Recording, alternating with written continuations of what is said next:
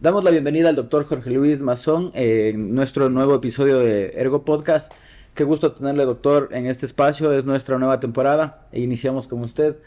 Es un profesional de alto nivel que hemos podido contactarnos para tener este espacio jurídico con el fin de contribuir a la ciudadanía en general. Hemos creado este espacio con una frase que dice simplificar lo jurídico al entendimiento de las personas.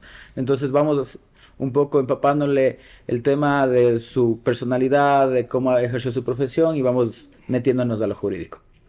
Doctor Jorge Luis, es un gusto tenerle aquí. Es nuestro primer invitado que no tiene relación directa con el derecho penal. Así es. Entonces vamos ahí.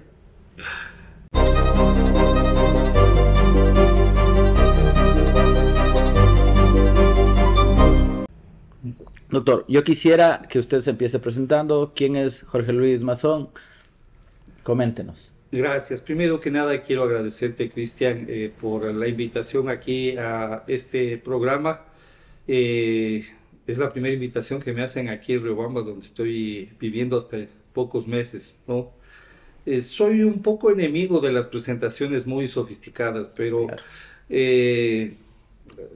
más o menos es conocido que soy abogado en libre ejercicio, soy profesor universitario, soy investigador, escribo libros de derecho, me dedico al derecho procesal, ejerzo en derecho de familia, en derecho civil básicamente, esas son mis áreas. Bueno, me acabo de enterar que soy el primer no penalista que viene acá al programa, ¿no? Así es. Me parece muy bien que exploren también el lado claro y no solo el lado oscuro de la fuerza. Y eso, actualmente soy presidente del Instituto Ecuatoriano de Derecho Procesal, desde donde también estamos realizando algunas actividades académicas. Y eso básicamente. ¿Usted de dónde es, doctor? Yo soy quiteño. Ya, ¿y por qué ya está viviendo en Riobamba? ¿Qué nexo A tiene mí a acá? Riobamba me une toda una vida, Ya. ¿no? Porque mi familia, de parte de mi padre y de mi madre, es de aquí de la provincia del Chimborazo. Ah, Mi madre es de Alausí. Mi padre es de un pueblito aquí a 30 minutos de Riobamba que se llama Puela, a lo mejor ya. lo conocen, ahí cerca de Penipe, ¿no? Entonces tengo muchísimos parientes, amigos acá en el Chimborazo y en Riobamba también. Entonces ha sido una decisión de vida. Claro. Yo, aunque me hice abogado ya un poco tarde, ya les voy a contar a lo mejor de eso, y tuve una década más o menos dedicado al libre ejercicio de forma intensa. Abrí un estudio jurídico en Quito con la doctora Lorena Grillo, que ha sido mi socia y es mi gran amiga todavía. Y cuando cumplí 50 años, llegué a un punto en la vida en donde tuve que decidir si quería seguir trabajando 12, 14 horas diarias, como es Claro. frecuente en el Claro. mundo de los abogados, o quería tener un poco más de calidad de vida. Ujú. Como siempre he sido una persona de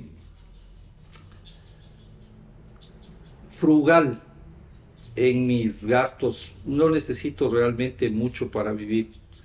Y con mi esposa Silvia tomamos la decisión de dar un salto al vacío y nos fuimos a la playa, a vivir en la playa. Siempre habíamos querido vivir en la playa. Ah, ya. Entonces fuimos a vivir en Salinas, donde la familia tenía una casa. Pasamos ahí 5 años. Fue un buen lugar para vivir la pandemia, por cierto. Ahí me Claro. cogió la pandemia.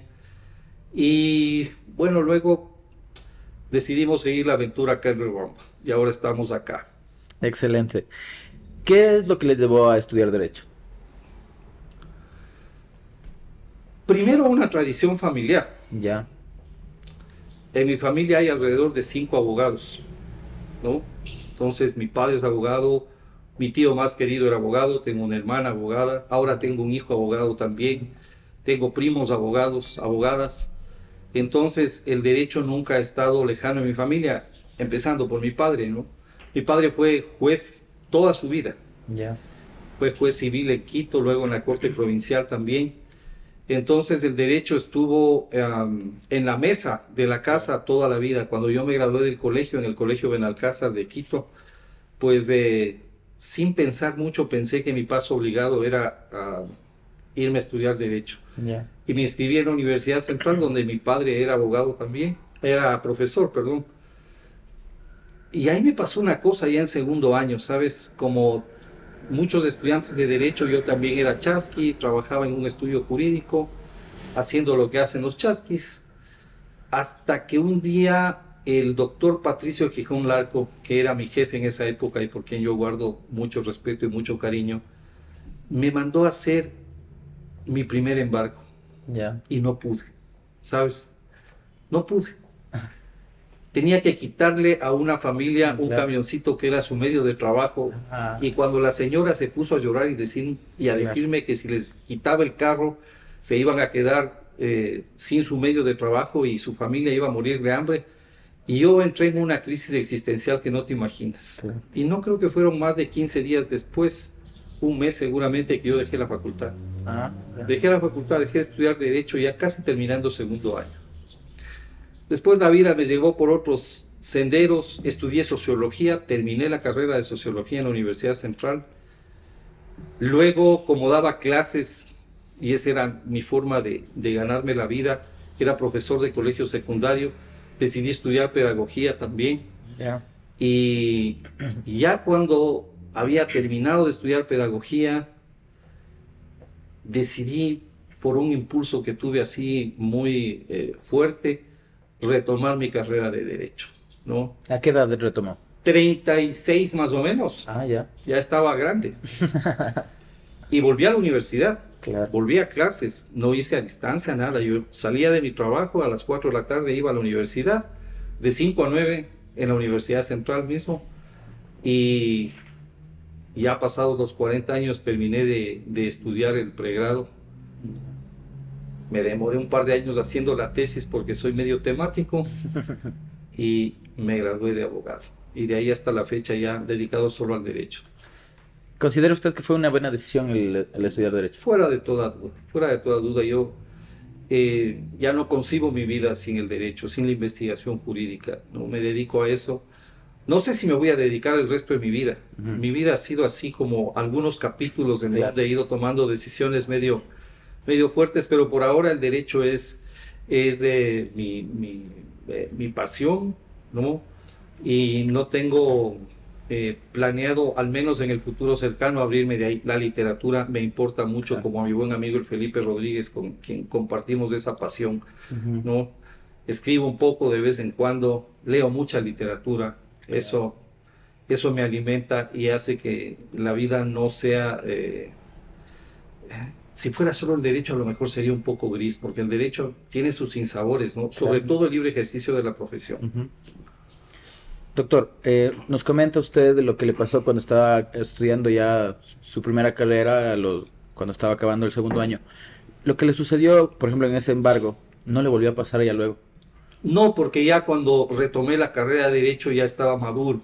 Uno a los 20 años se cree Iron Man, Ya. pero no sabe nada de la vida. Claro. Esa es la verdad, ¿no? Uno a los 20 años vive la vida con mucha temeridad, con mucho entusiasmo y con mucha vanidad también. Y te crees mucho más de lo que realmente eres, Claro. ¿no? Piensas que sabes mucho más de lo que realmente sabes. Y te falta mucha experiencia, te falta, por ejemplo, ese asentamiento de las emociones que te da la madurez, ¿no? Y claro, cuando yo ya retomé mi carrera de Derecho y cuando me gradué de abogado, ya tenía más de 40 años, entonces ya estaba en un momento muy distinto de mi vida. Claro. ¿Cómo fue su inicio, por ejemplo, ya entrar al litigio, al libre ejercicio?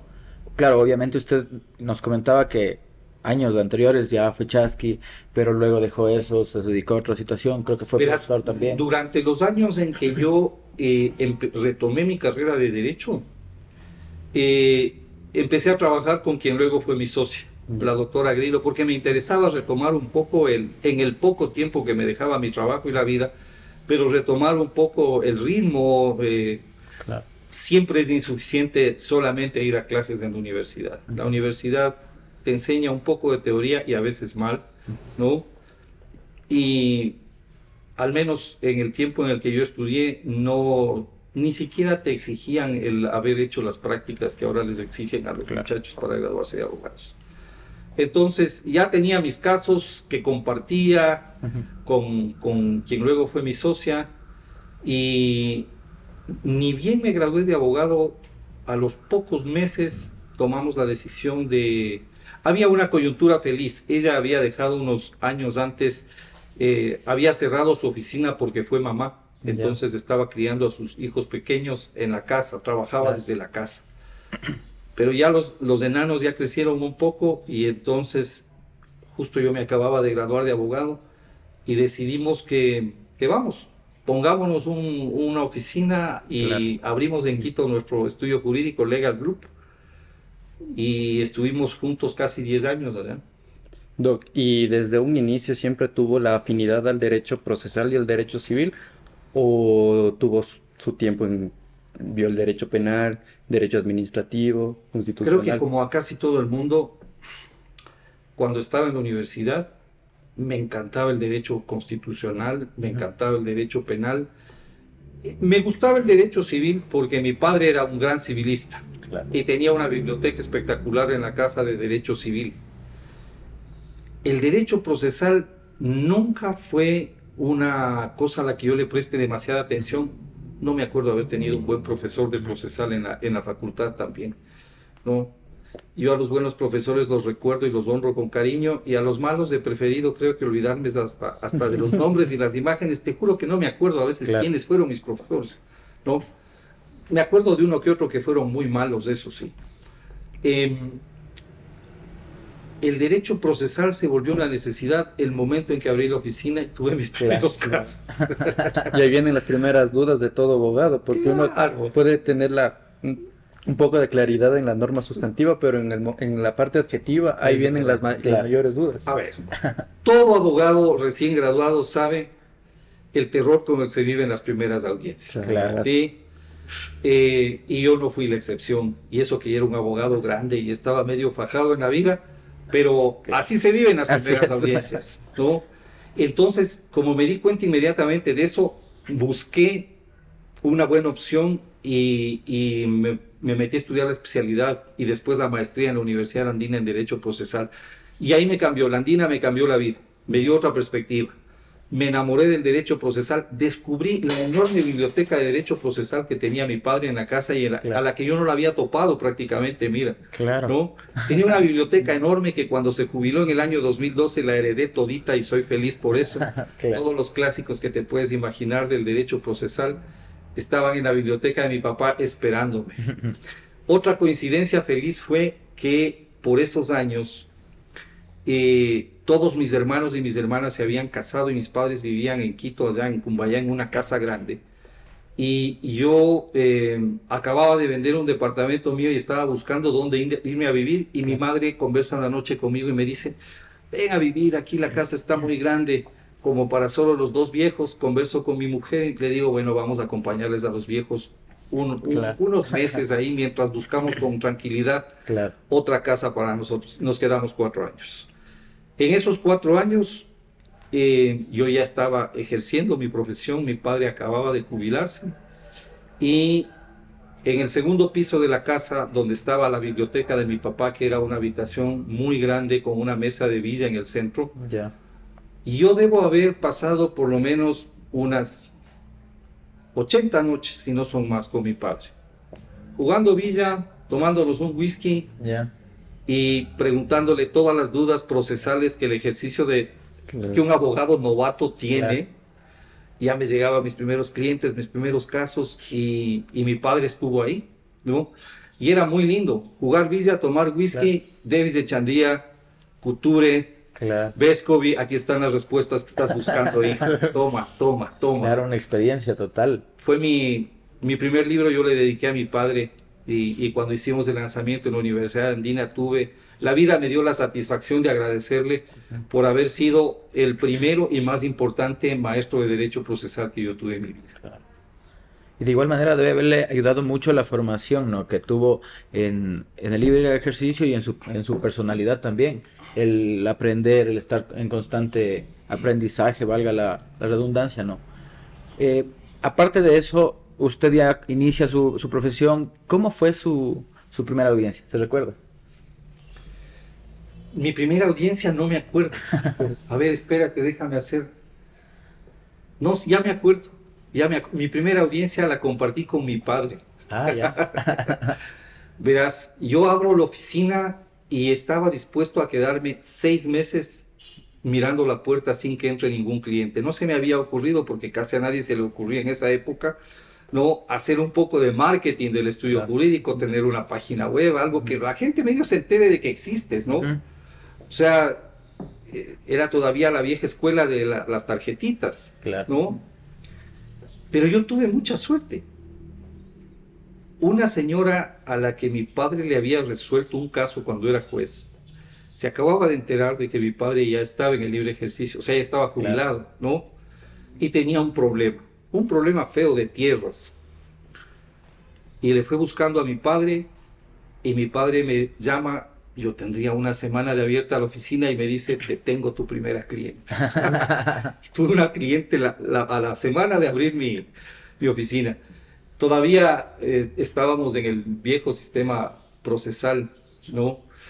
Y tuvimos una audiencia de conciliación, algo Ya. así, porque era, ya no me acuerdo bien, era un juicio de remoción de un curador interino, Ya. ¿no? Eh, ay, bueno, es muy larga explicar la historia y Claro. cómo se relacionaba con el problema de tierras, pero este curador le había birlado una plata a una señora, y ahí se metían las tierras también. Entonces, eso fue bueno para mi ánimo, para calmar los nervios, Claro. ¿no?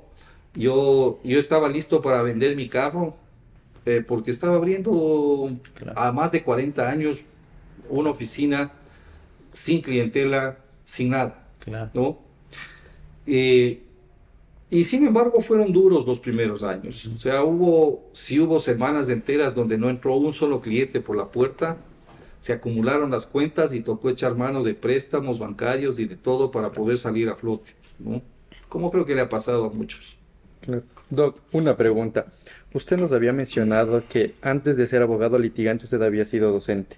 ¿Usted considera que ese paso por la docencia pudo usted aprender habilidades comunicativas para el momento de ya litigar? Porque claro, entendemos de que el docente continuamente está explicando cosas que pueden ser difíciles, las explica de una manera sencilla, y a veces el litigante también Tiene necesita que hacerlo así. explicar cosas extremadamente difíciles de manera Has sencilla. topado un punto muy bonito, o sea, fuera de toda duda.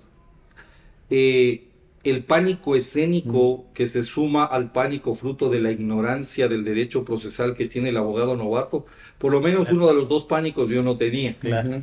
Yo ya tenía, cuando me gradué de abogado, más de 20 años dando clases, ¿no? A los 21 años empecé, 20 años más o menos dando clases, imagínate, ¿no? Entonces, claro, pararme frente a un público a hablar, ya para mí no era ningún problema. Claro. Y eso, aunque no crean, es un gran problema para muchos Claro. abogados jóvenes, ¿no? El pararse solamente frente a un público ya es complicado. Súmale a eso Lo que tiene que tienes el fundamentar. cliente al lado, Ujú. que tienes que defender un caso, Ujú. que estás consciente de tu ignorancia del derecho procesal, que no te imaginas todo lo que puede pasar en una Claro. audiencia, que no te imaginas todas las herramientas que tienes para sacar bien una audiencia, porque no las conoces, porque ese es un aprendizaje que lleva algunos años, ¿verdad? Claro. Entonces, sí, y has dicho una cosa que me llamó mucho la atención también. Fuera de toda duda, la docencia me ayudó muchísimo también para poder bajar a un lenguaje sencillo los Claro. casos. Eso en el medio en el que nosotros litigamos aquí en el Ecuador es básico, y muchos abogados que tienen PhDs, que tienen un montón de maestrías y que son come libros, a veces se les escapa. Claro. Llegan a la audiencia a darle El tecnicismo. clases al juez, al tribunal, ¿no? Y no se han dado cuenta, y esto lo digo, no es la primera vez que lo voy a decir, y siempre dejo afuera a una buena cantidad de buenos jueces y juezas que hay en este país, pero el nivel promedio de los jueces en este país es súper bajo. Es súper bajo. Yo frecuentemente el libre ejercicio me sigue mostrando casos de jueces que yo me pregunto cómo es que llegaron al cargo que tienen por la ignorancia que muestran Creo. en todo sentido el momento, y que se les nota en la audiencia, ¿no? Esos son los enemigos, por ejemplo, de abrirte los links para que todo el mundo entre a la sala de audiencias telemáticas, porque saben que no les conviene. ¿Usted de qué considera que va dependiendo eso, por ejemplo, de la formación o cómo cree que va influyendo? No te estoy entendiendo bien la pregunta. O sea, por ejemplo, la manera en la que ellos van actuando en las audiencias, ¿es temas procesales o netamente, digamos, en desconocimiento de la materia civil? Los jueces, de todo, de todo. He visto de todo. Sí. Desconocimiento tanto del derecho sustantivo como del derecho procesal, ¿no? Jueces que, además, con mucha irresponsabilidad, bajan a hacerte una audiencia y ni siquiera han abierto el expediente. Que les ves apurados de ese rato en un juicio de 10, 12 cuerpos. Me pasó el otro día en Quito, un juicio de 13 cuerpos, el juez ese rato, el momento en que bajó a la audiencia, apurado, tratando de enterarse de qué se trataba. Claro, el momento en que tuvo que iniciar la audiencia, ni siquiera se había acordado que era una reinstalación de audiencia, que ya habíamos hecho algunas fases de las audiencias, y quiso empezar ya casi por el final, ¿no? Y después, bueno, ser juez tiene que ser primero una vocación. No creo que todos estamos preparados para un cargo de la delicadeza que es. Lamentablemente en este país, por cuestiones políticas, hay muchos abogados, incluso demasiado jóvenes, que han accedido a cargos de esa responsabilidad. Cristian, ¿sabes lo que es tener en tus manos la suerte del patrimonio de las familias, de familias enteras? ¿Sabes lo que es tener en tus manos decidir sobre la libertad de la gente? ¿Sí? Sobre el futuro de niños, niñas, adolescentes. Eso es lo que está en manos todos los días de los jueces, ¿no?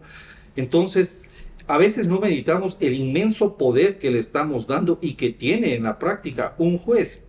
Mira estos últimos juecitos, y los digo con todas las letras, juecitos como el de Montecristi, como el de Yaguachi, ¿no? Que acaban de seguir jugando ese juego perverso con las acciones constitucionales que hemos asistido en los últimos meses, ¿no?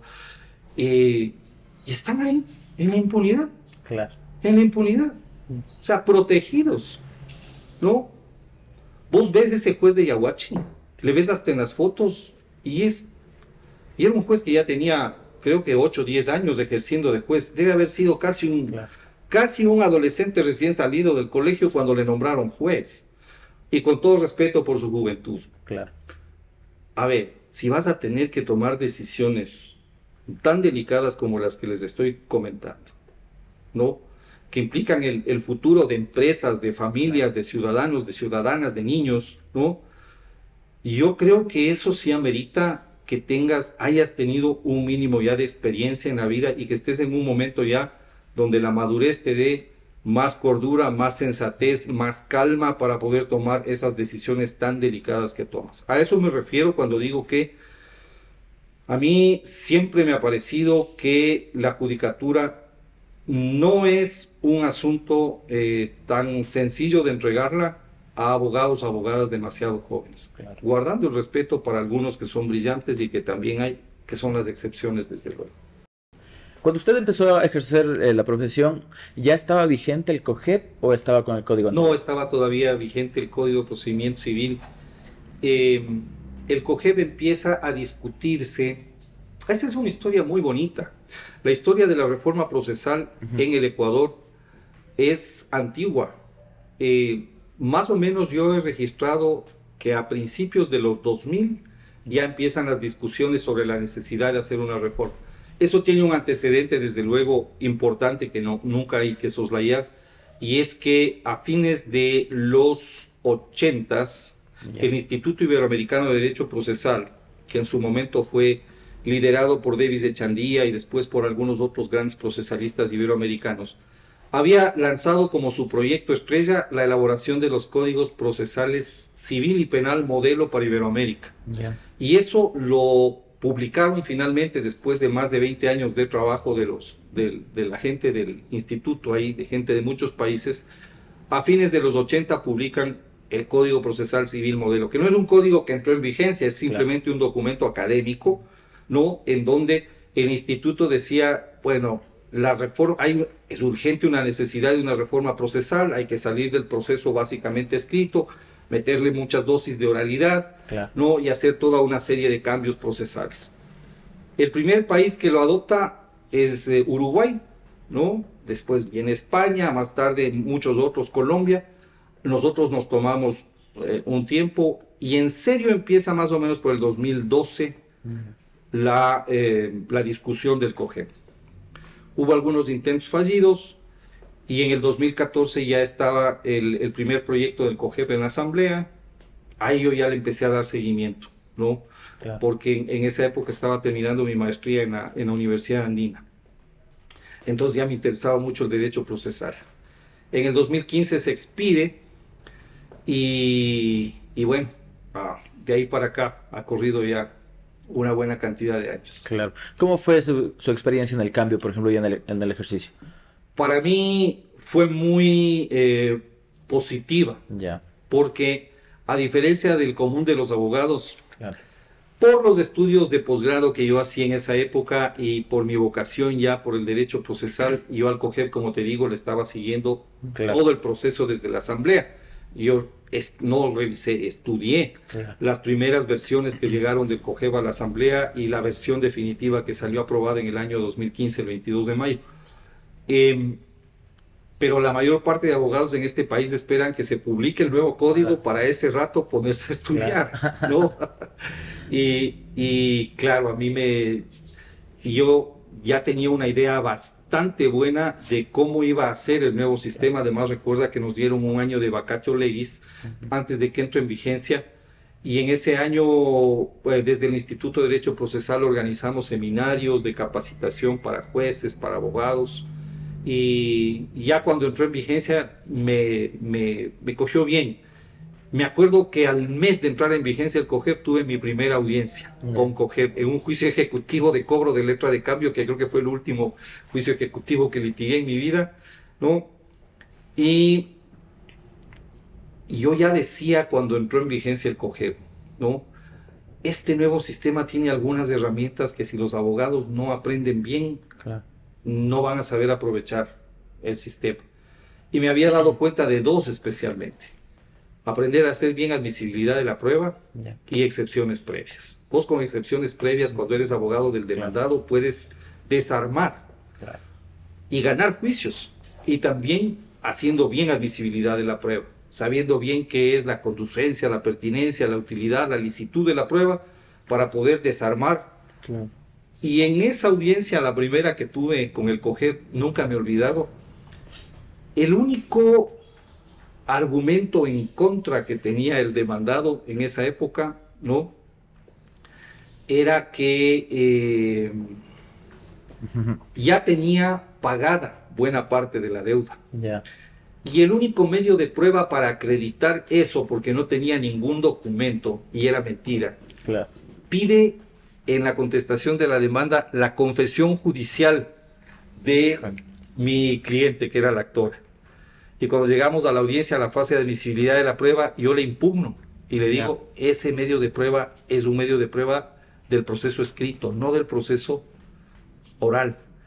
Ese ya no existe en el nuevo sistema procesal. Entonces, ¿cómo el abogado pretende practicar un medio de prueba que ya no existe? Y el juez me dio la razón. Entonces, ese rato, el único medio de prueba que tenía él para acreditar algún pago parcial de la deuda se le cayó. Salí victorioso de mi primera audiencia, haciendo bien admisibilidad de la prueba. Mira. Doc, y de esos estudios previos al COGEP, ¿de ahí usted realiza los ensayos críticos al COGEP o esos estudios vienen posteriores? Los ensayos críticos fueron el resultado de todo ese proceso, desde que empecé a estudiar el COGEP, ¿no? Combinado desde luego con mis estudios de la maestría, mis estudios particulares ya del derecho procesal, pero claro, yo sentía que era un momento muy oportuno para escribir, tratar de explicar algunas instituciones jurídico-procesales del nuevo sistema, Y esa fue mi idea al empezar a escribir los dos libros, ¿no? Y yo soy malo para escribir tratados. Ahora estoy empeñado en hacer un manual de Derecho Procesal Civil para estudiantes de pregrado. Creo que ese es un vacío que está por llenarse aquí y tengo avanzado ya un trabajo, pero me voy a callar todavía porque ahí tengo algunas ideas locas que tienen que ver inclusive ya con la incorporación de nuevas tecnologías y todo que están metidas en el libro. Y lo estoy todavía trabajando ese proyecto. Pero se me da muy bien así agarrar una institución y meterme un mes, 2 meses a estudiar solo excepciones previas, solo la fijación del objeto de la controversia, solo la incompetencia del juez.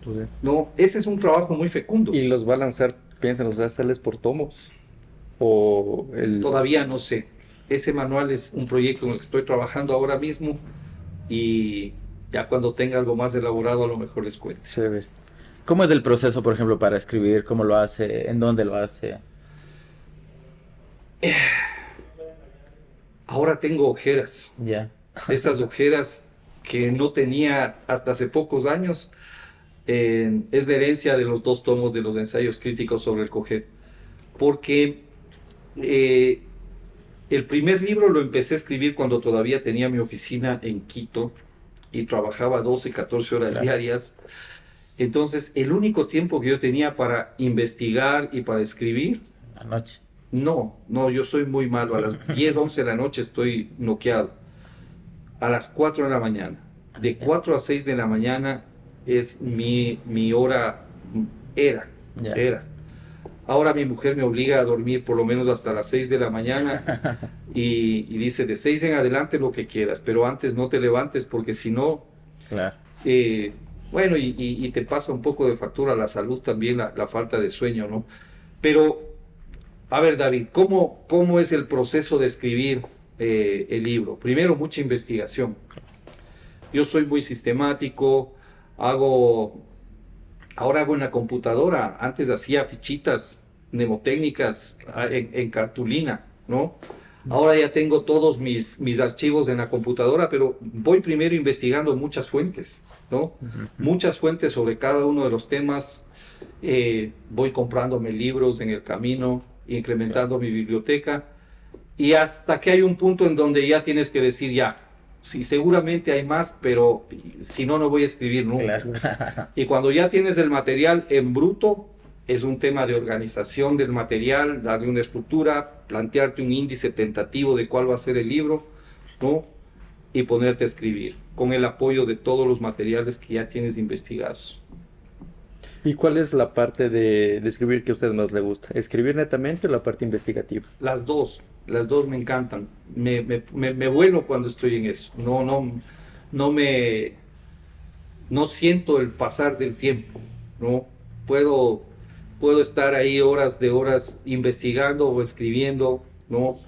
Me gusta mucho, sobre todo en la parte investigativa, la parte ya de reflexión crítica de lo que vas investigando.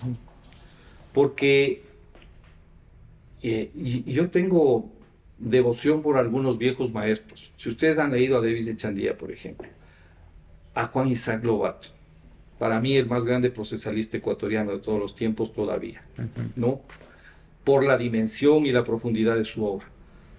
Ellos, en una época donde no había internet todavía, ojo, no había internet, no había chat GPT, todo esto que ahora facilita muchísimo la vida de los estudiantes sobre todo, ¿no? Eran unos berracos que primero iban y se conseguían los libros y se sentaban con 30 libros en su escritorio a beberse la doctrina y aprender. Pero luego, siempre que vos lees Davis Echandía, no, claro, es maravilloso porque te hacen el resumen de 30 autores y después te dicen, ok, pero ahora viene mi visión sobre el tema, ¿no? Y ahí va el aporte. Eso yo he aprendido a hacerlo a medida que voy estudiando.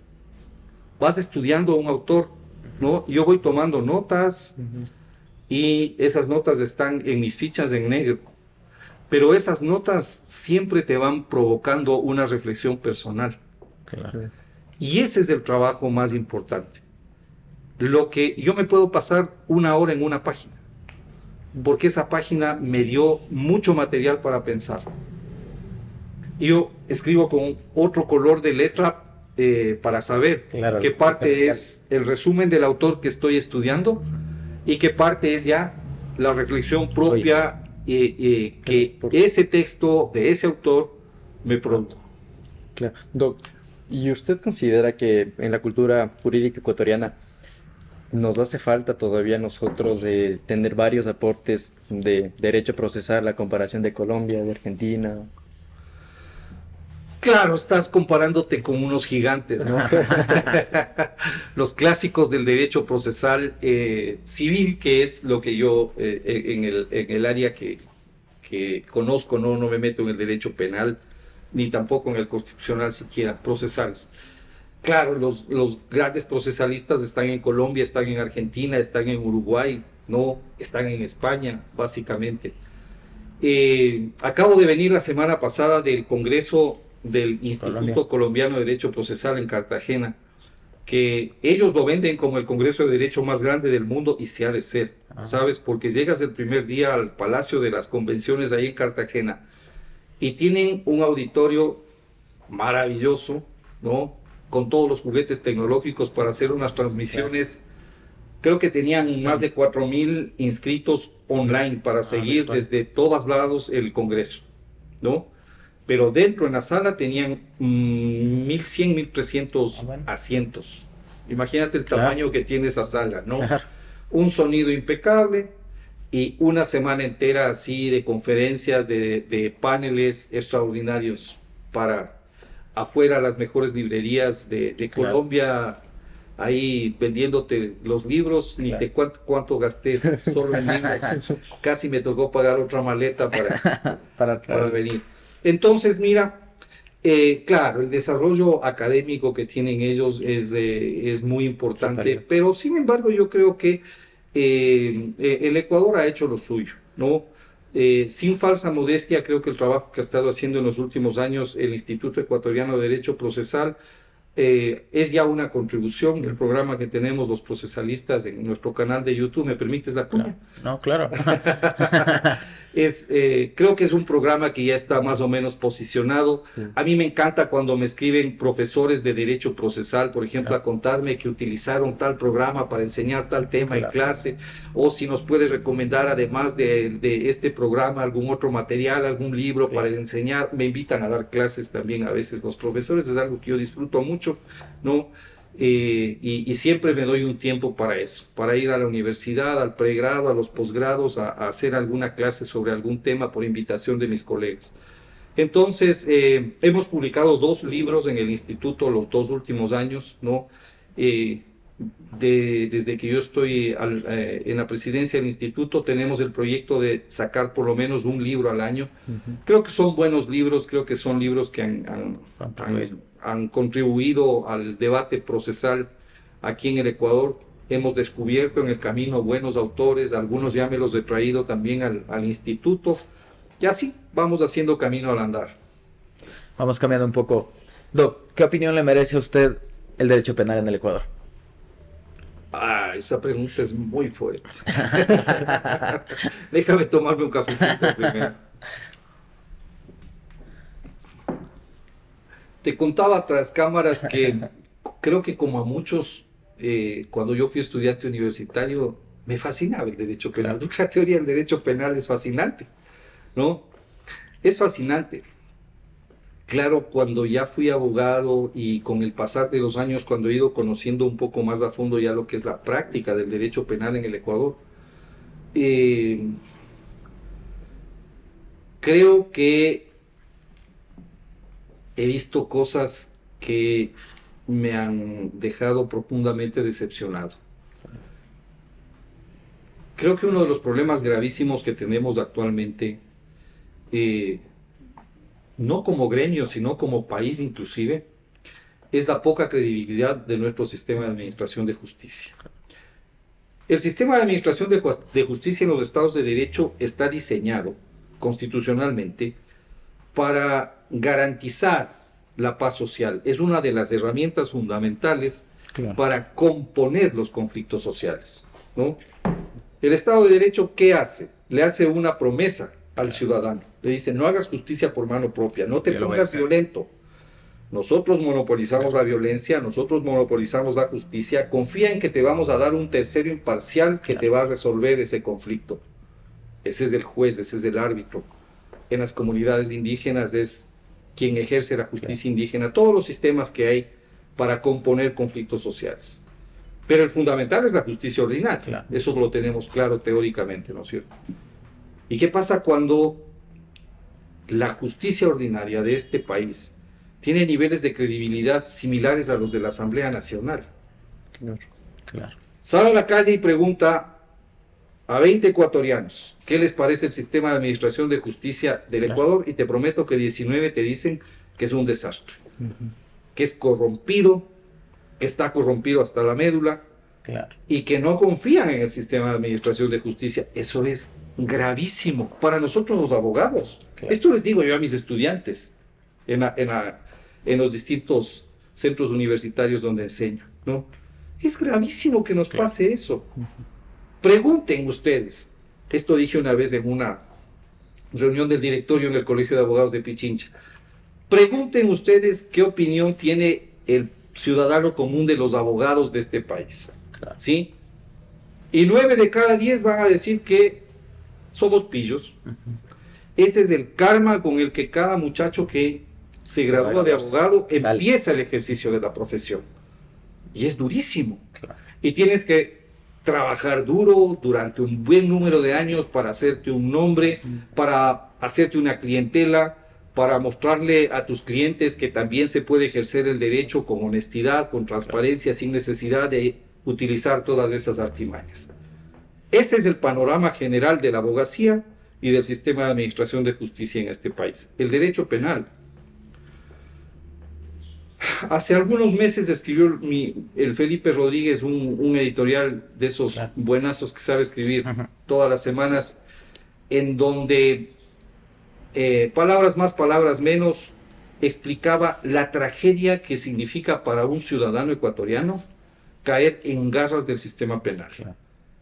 Y explicaba cómo, ¿no?, eso en pocas semanas es capaz de desarticularle la vida entera a una persona, ¿no?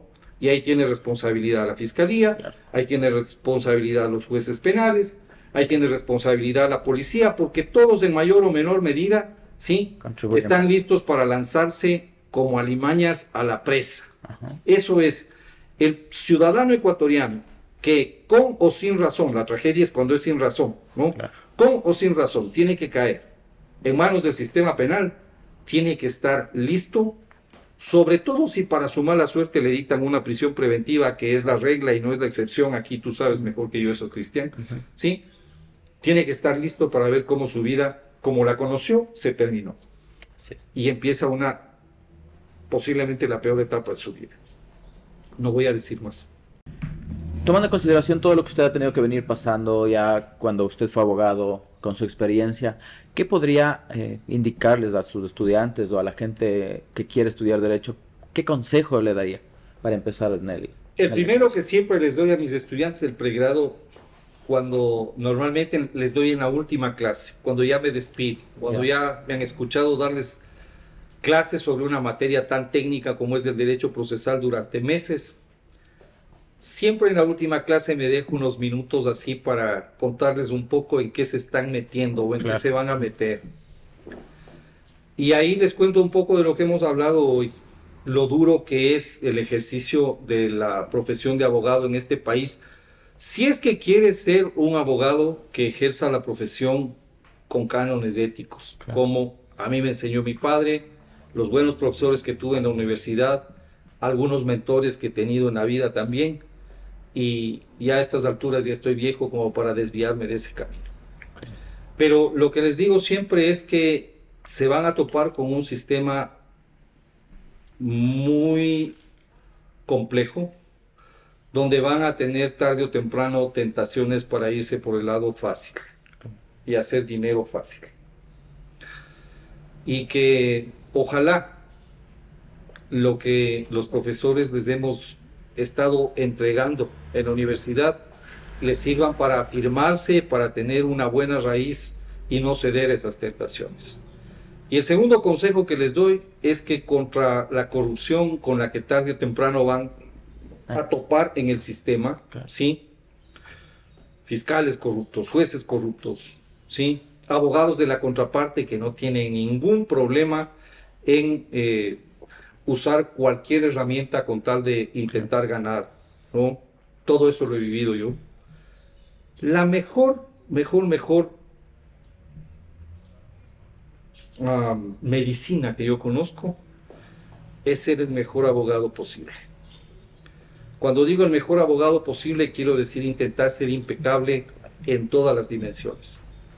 Todos sabemos que el derecho se transforma constantemente, que es una disciplina que demanda mucho estudio constante, actualización, profundización, pero no es suficiente.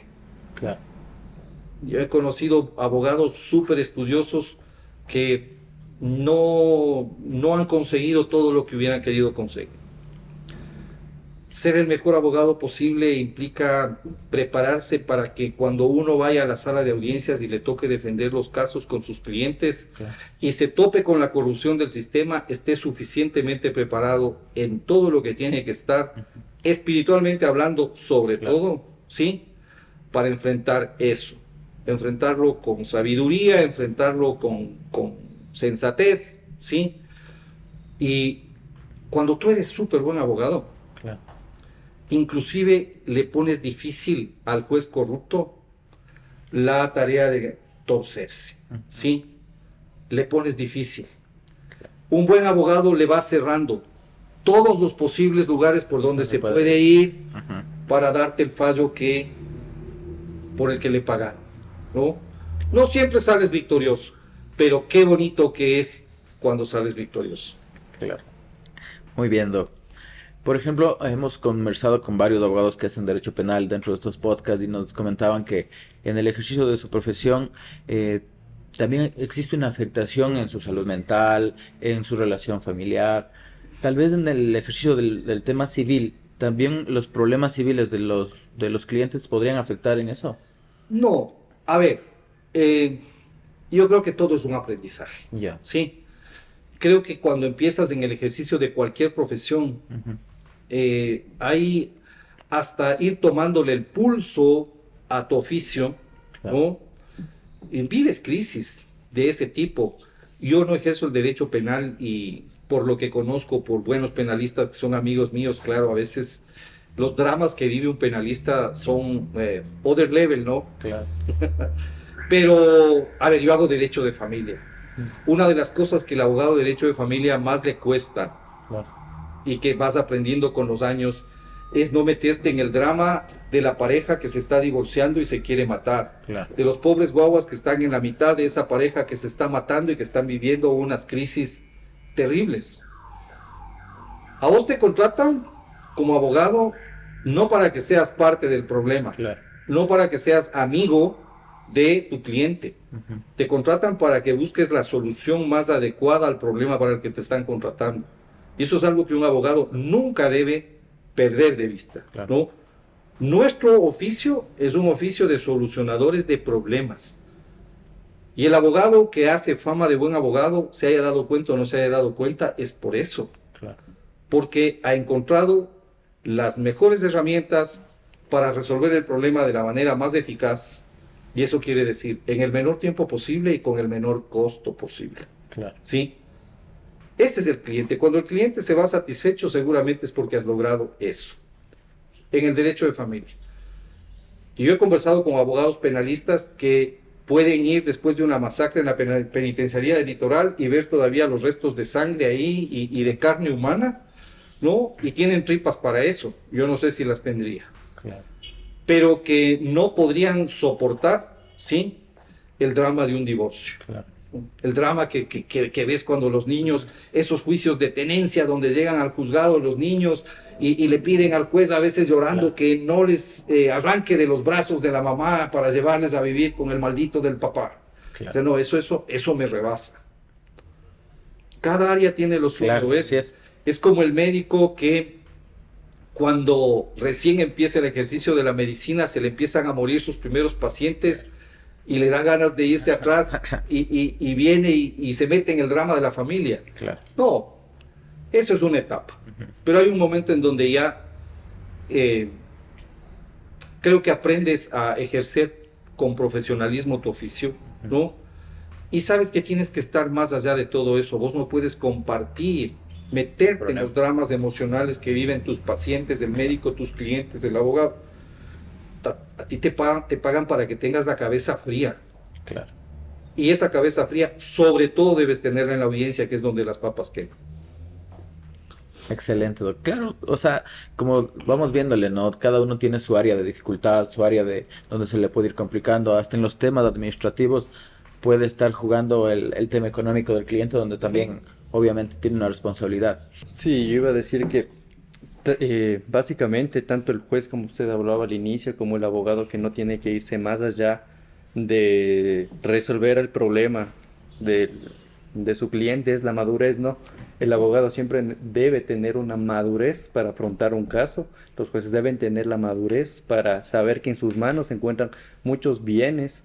Entonces, básicamente la palabra que debería definir a un abogado es una persona madura, que debe ser un ser maduro. Y sí, se dice fácil, Claro, pero cuesta años. claro, Claro. Literalmente hablando, claro. cuesta años. La madurez es algo que viene con la edad, ¿no? Es algo que viene con la edad, pero en cualquier oficio, y la abogacía, y desde el ángulo del juez, desde el ángulo del abogado en libre ejercicio, desde cualquiera de los ángulos, el defensor del pueblo, el fiscal, cualquiera, ¿no? Es algo a lo que hay que aspirar. Uno no puede vivir la vida entera como que tuviera 20 años, así, Claro. con todo el ímpetu, la energía, la temeridad, Claro. la pasión, ¿no? La ambición con la que vives a los 20 años. Y está bien, es lindo, es una etapa de la vida. Yo también la pasé, la disfruté mucho, lloré mucho, sufrí mucho también, ¿no? Pero hay un momento en donde ya pides que las aguas en tu vida se calmen un poco. Creo que ya ni siquiera el cuerpo aguanta vivir en el torbellino permanente que es la juventud primera, ¿no? Y ya cuando vienen los años de la madurez, pues ya aprendes a ver las cosas con un poco más de distancia, sin apegarte tanto, ¿no? Ya te has sueleado bastante también, ya has aprendido Claro. bastante también. A Los fuerzas. suelazos enseñan mucho más que las alegrías. No estoy diciendo nada que no sepa todo el mundo. Y así es. ¿Qué opina, doctor, sobre los egos que tienen los abogados? ¿Cuál de los 300,000? Es que Claro. hay un montón de vanidades. Claro, se ve en todas las profesiones, ¿no? Pero en sí, el ego de un abogado, por ejemplo, ¿cómo le ha visto usted? He visto muchos. Y en esta etapa de mi vida los veo con ternura, ¿sabes? En algún momento, desde mi propio ego y desde mi propia vanidad, me metía en esas discusiones a veces, ¿no? Claro. ¿Quién es mejor abogado que quién? O cualquier cosa de esas. Ahora ya lo miro con una sonrisa compasiva, digamos. Está bien. O sea, si alguien necesita todavía, Claro. no llamar la atención demasiado de cualquier manera para hacerse notar, está en su legítimo derecho, hijo. ¿De qué cree usted que puede depender el fracaso de un abogado en el libre ejercicio? Qué pregunta más difícil. He visto muchas cosas, ¿no? He visto jóvenes que empiezan con un gran ímpetu, ¿no? Y que se dejan tentar rápidamente, y son buenos a veces, capaces, creativos. Se dejan tentar así por las deshonestidades de las que está llena nuestra profesión. Y vos les ves tener así su minuto de gloria. Claro. Y al rato ya desaparecen. Ahora les ves, es más fácil darse cuenta ahora, desaparecen de las redes sociales, desaparecen de la vida social. Después de un día, el rato menos pensado, los ves ahí en el centro comercial con 2 guardaespaldas atrás y dices, wow. ¿No? O sea, para mí es un lujo todavía a la edad que tengo poder irme a la cama a dormir tranquilo con mi mujer, poder salir a un restaurante, salir a caminar por la ciudad, a pasear solos, Claro. ¿no? Pero hay muchos factores por los cuales un abogado puede no alcanzar eso que llaman el éxito, que siempre creo que es relativo en el ejercicio de la profesión, ¿no? Yo quisiera insistir en una idea que te di hace un rato. El abogado no puede olvidarse nunca que esta, como casi cualquier oficio digno en la vida, es una profesión para ponerse al servicio de la gente, ¿sí? Es lícito ganar dinero, es lícito cobrar buenos honorarios. Si te has preparado durante muchos años y te has hecho un nombre como abogado, te van a llegar clientes más importantes tarde o temprano, Claro. y vas a poder cobrar un buen honorario que te va a poder dar tranquilidad económica en la vida, que es importante y que es bastante. Pero si es que esa es tu primera meta y eso le pones delante de todo el resto, los árboles no te van a dejar ver el bosque nunca. Claro. Buen mensaje, Doc. En realidad, tal vez por avanzar muy rápido, van cogiendo defensas que les puede repercutir tal vez en un futuro. Hablemos netamente, por ejemplo, en el área penal, casos que son mediáticos, se van empapando, van cogiendo casos con clientes que tal vez no deberían, pero hay decisiones que debemos tomar, ¿no? Alguna vez también tuve un caso parecido donde yo ya le veía por dónde iba a la situación, entonces era el tema familiar o eso.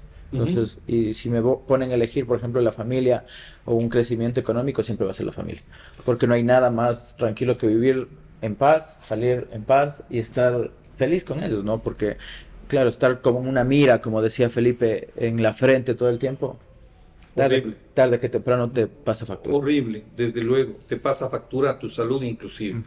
Y no olvidarte que si estás al servicio de la gente, si estás prestando un servicio, tienes que prestar un buen servicio. Claro. Oye, hay abogados que hasta enganchar al cliente, Claro.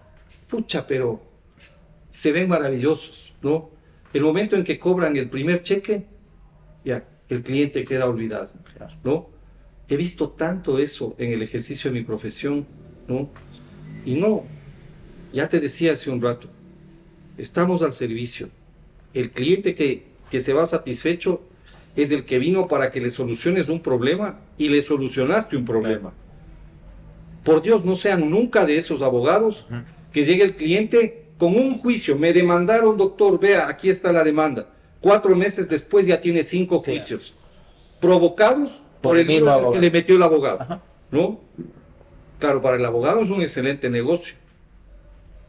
Para el cliente no.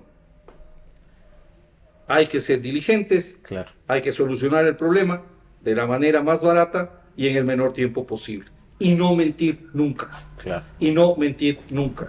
Una pregunta que siempre me hacen los clientes. Yo trabajo mucho en liquidación de sociedades conyugales. Ese es un área en la que me he especializado en los últimos años, ¿no? Se divorcian las parejas, vienen, doctor, ¿en cuánto tiempo estaré cobrando? Depende. Claro. Si consigo negociar y hacemos una buena negociación en unos pocos meses. Si es que fracasa la negociación y nos tenemos que ir a un escenario judicial, prepárese para de 5 a 7 años. Claro. Si no ocurren cosas, ese es el escenario, ¿no? Pero tienes que decírselo. Hay abogados que tienen miedo de explicarle al cliente. Y la parte procesal no tienes que explicarle con tecnicismos, tienes que explicarle de la manera más sencilla posible, pero no le tienes que mentir. No le tienes que mentir porque los clientes no son bobos y se dan cuenta. No te vas a meter de experto en un área que no conoces. Oye, una de las cosas más vergonzosas que le puede pasar a un abogado es estar en una sala de audiencias con el cliente al lado, que te ha contratado, que te ha pagado, y ver que no entiendes mucho o a veces nada de lo que está pasando, o que el otro abogado te mete una paliza. Claro. Por eso es importante, por ejemplo, como usted dice, usted se especializa en su área, en su materia, y si mañana le llaman a una audiencia penal, usted obviamente va a decir no. Claro. Digo, ¿estás loco? Claro, es que es así porque Normalmente hay abogados que son todólogos Son todos. y hacen administrativo, penal, tributario, societario y no hacen Tengo tanta nada. compasión de ellos como de los jueces multicompetentes. Doctor, agradecemos del espacio que ha venido a nuestra oficina, al espacio Ergo Podcast. Consideramos que nos ha servido muchísimo este conversatorio que hemos tenido. En un futuro tenemos un proyecto un poco más académico. Le hacemos la cordial invitación. Tendríamos que coordinar, desde luego, si usted quisiera ser parte y también en tema de fechas, por lo que usted viaja por el ejercicio de su profesión. Muy gentil en haber venido, doctor. Le agradecemos. Tal vez algo, David. Agradecido, doctor, por su tiempo, y aprovechando este momento, yo sí quisiera pedirle para nuestra audiencia y también para nosotros, ¿cuáles serían los libros de derecho procesal que todo abogado debería leer? Uy, qué pregunta más complicada. Los míos, pero digamos. Además de los míos. Los clásicos. Siempre empezar por los clásicos, ¿no? Todavía en el derecho procesal civil, que es donde yo me muevo, hay muchos clásicos, ¿no? Desde los nuestros viejos, Davis de Chandía, los colombianos, Parra Quijano, Vesco y el uruguayo. En Argentina hay bastantes, Alvarado Belloso, Gossaini, a los que yo siempre vuelvo. Hay nombres más recientes también que están más en la mira de todos, pero yo siempre recomiendo ir a los clásicos. En el derecho procesal civil ecuatoriano, estudien todavía al maestro Juan Isaac Lobato. Escribió sus libros hace 60, 70 años. Claro. Pero todavía, de cuando en cuando, yo encuentro las respuestas a los casos que estoy litigando hoy en esos escritos de hace 60, 70 años. Les agradezco mucho por esta invitación. Les deseo todo éxito en su programa. Me he sentido muy cómodo aquí. Está bonita la oficina y les deseo toda suerte. Gracias por la invitación. Muchísimas gracias, doctor. Gracias, doctor. Amigos. Ergo Podcast. Cristian Velastegui, Estudio de Abogados.